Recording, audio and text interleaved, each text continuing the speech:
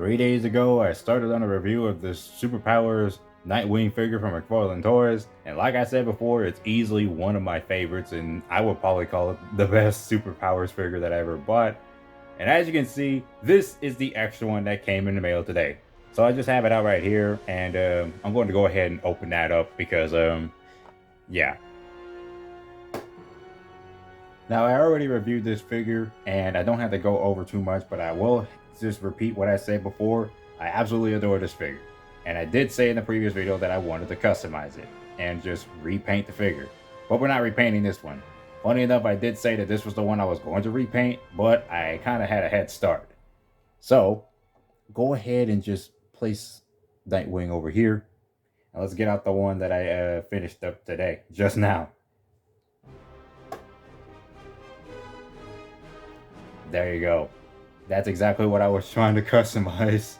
So this is basically Nightwing from his New 52 look that was obviously inspired by the red and black Robin outfit from Batman and Robin, which is one of the reasons why I really adored that red look on Nightwing in that particular version. Though I wasn't really familiar with that particular New 52 status or storyline, I was just very familiar for the fact that the costume was red and black, and it just reminded me of Batman and Robin. Which is a movie, despite it being infamous and being extremely goofy, I definitely do enjoy watching Batman and Robin from time to time again. So, the fact that I decided I went with this because that's the point of it all. Originally, I did wanted to actually paint the mask black on the figure, but I decided to go with red because if Nightwing has blue, then yeah, you could clearly see the difference. His original outfit is obviously blue, so we're going to put that figure aside and take a closer look at the customized red outfit Nightwing. I was really careful with this one. It was very tough to get the eyes to look as good as possible. It may not look very perfect, but I tried my best on it. It's like it took several attempts for me to at least get that right, and the mask was also very tricky to paint carefully though. I did take my time on this, but it ended up looking a bit sloppy. I mean that's just me because I was really trying to get it right, but I really am kind of proud of how this turned out. I'm especially proud of how the whole V shape right here turned out, his Nightwing symbol, because I used masking tape to make sure to keep it like as straight as possible, or as like a clean cut, rather than just straight up overlapping through the black suit. I didn't want that to happen. I didn't use masking tape for the rest of the body, so it ends up almost looking like it overlapped a tiny bit, but I definitely tried my best to be exactly careful with this particular custom. It's just this particular part all around, seeing the red on how it's painted entirely. The backside, I didn't even have the masking tape on there, but I think I did okay on the back. As you can see, this is the, well, I don't want to call it the New 52 outfit. I'll just call it Red Nightwing, or basically, well, I might call it the Red Nightwing, or it is basically New 52 Nightwing. That's basically what it is anyway. But so I don't want to call it the New 52. I'll just call it Red Nightwing because it just looks so cool. Just like Nightwing in general. He's always great.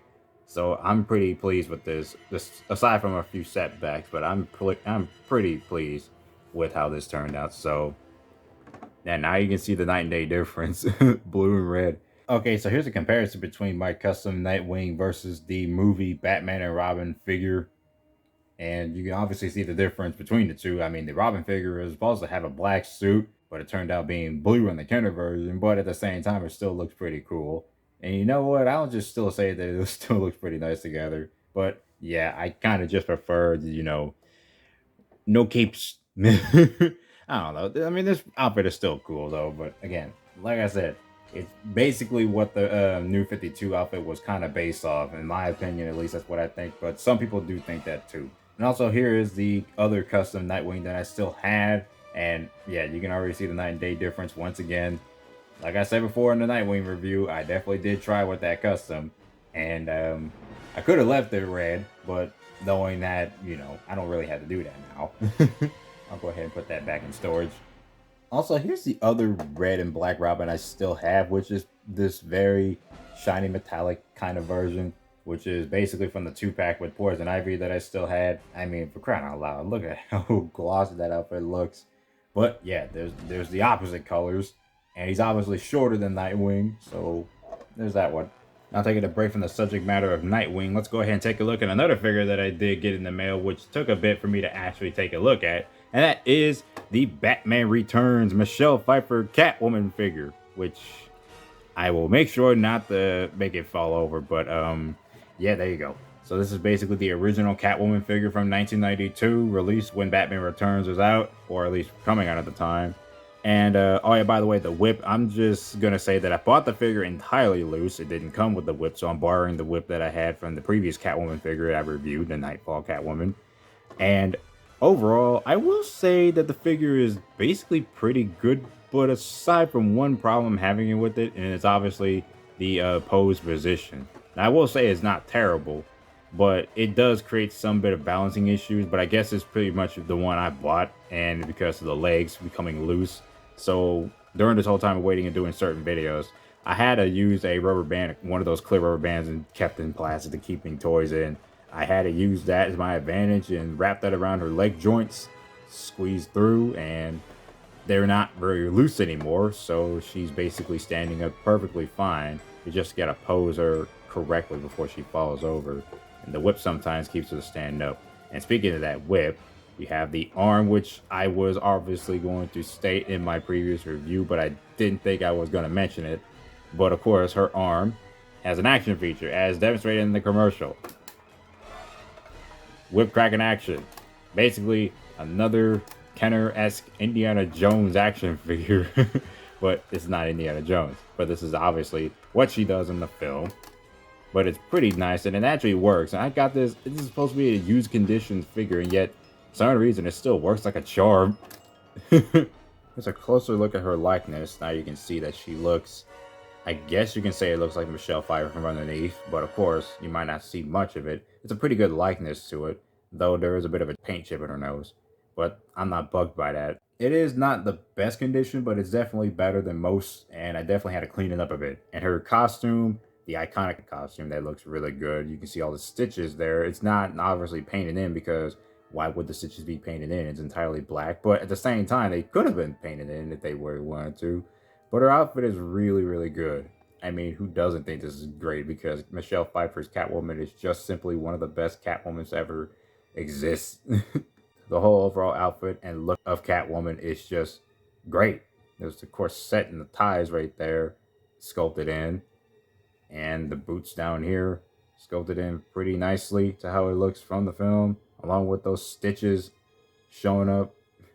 And again, her posing is also pretty good, even though, like I said, it created a little bit of a balancing issue, but there are times where you can really stand the figure up and it wouldn't really fall over. You just gotta carefully balance it, because again, sometimes it won't stand up at all, but other times it will. Just gotta properly balance it. The other Batman figures in the 90s toy line were all stationary. Most of them were obviously repurposed action figures beforehand, like Batman and Penguin, but Catwoman's a completely new sculpt, so they had to do a pre-pose action state. Oh yeah, her claws too. They also didn't forget the claws, how they were detailed on here.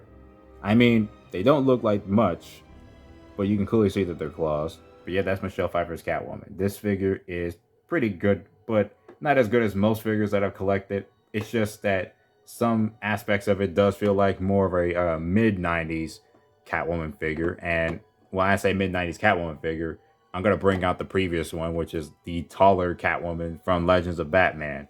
Now, I personally like this figure more. Like, I like this figure, but I love this one more because I just like the way the figure looks in general. And, of course, it's a bit more taller to match Batman's scale. Well, the Batman figure I usually own. This one matches more Michael Keaton's Batman from the Dark Knight collection in general.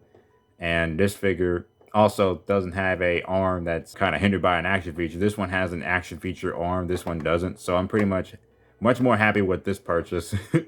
And also, speaking of this particular Catwoman, there is another version. Like I did mention, there is another version, but apparently I thought it was like super rare, but it's not technically super rare.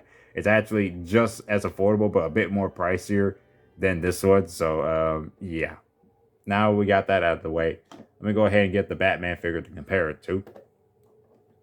So as you can see, it's in the same, like, perfect scale for this particular figure. Because if I had the other Catwoman out, it would not be in scale perfectly. So these two are basically a perfect match as they were in the film.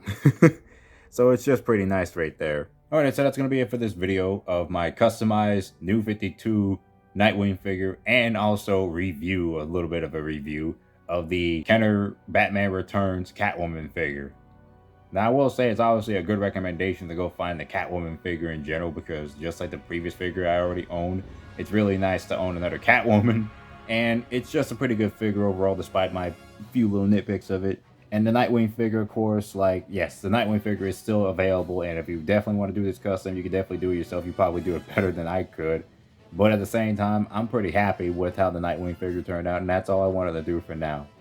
And I am not done for right now, because stay tuned for next time. My next review will be the McFarlane Toys Superpowers Wonder Woman figure, the classic version. Anyway, that is it for this. I hope you guys enjoyed, and I'll see you next time.